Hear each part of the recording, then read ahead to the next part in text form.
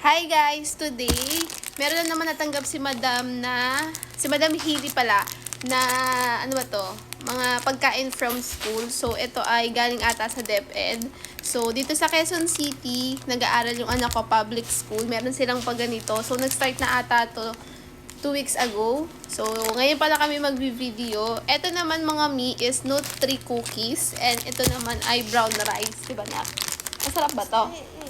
Si Madam Hili nasasarapan dito, pero kami ni tatay medyo, okay naman. Masarap naman siya sa amin, pero pwede na, ganon. So, sana sa probinsya din merong ganito. Kasi kami dati sa probinsya namin sa Pampanga, walang pa ganito. So, kung sa inyo may ganito din, o di ang saya, diba? So, binibigay ata ito ng, ayan, nakalagay siya DepEd eh. Ayan, diba? Tikman natin! So, ito yung isa. Ito yung, ay, anak ng toko ah.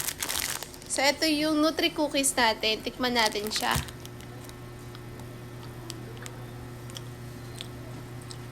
Parang dark. May ganun siya. May pagka-dark.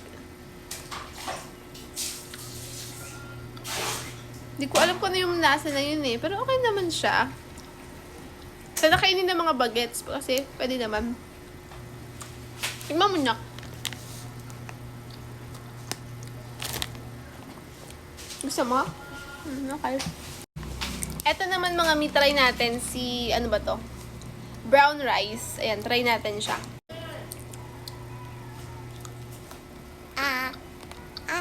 Mas malambot siya ngayon na. Ay, medyo makunat siya, pero mas masarap to compare dun sa isa. Ay, may ganun pa rin siya. Yung parang may aftertaste na. May aftertaste siya, no? Pero okay naman siya. Yun nga lang, meron siya aftertaste na hindi ko alam. Yung parang, kapag yung bigas na parang na-stack na matagal, parang ganun, parang lasang, kasi may ganun, may lasa siyang something ganun. Pero pwede na. Parang luma, ganun, yung natambak. Alam mo yung, ano, yung ilalim nung bigas. Ganun siya, may aftertaste siya.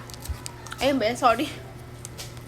So, ito yung binibigay dito sa amin. So, sa public school. So, kung sa inyo, binibigyan din ba kayong ganito? Kasi dito sa Quezon City, nakaka-receive kami. So, nakalagay dito from DepEd siya. So, ito yung kanilang feeding program ata. Ganon. Ayan. At yung nare-receive ni Madam Hili. So, hindi ko na alam kung meron bang mga sabaw-sabaw, something ganon. Kasi parang hindi na ata binibigyan si Madam Hili gawa nga ng may allergy siya. So, ilang mga share ko lang tong aming tawag dito. Ang aming pa-feeding dito sa aming public school. Ayan. Comment din kayo kung meron pa feeding sa school nyo.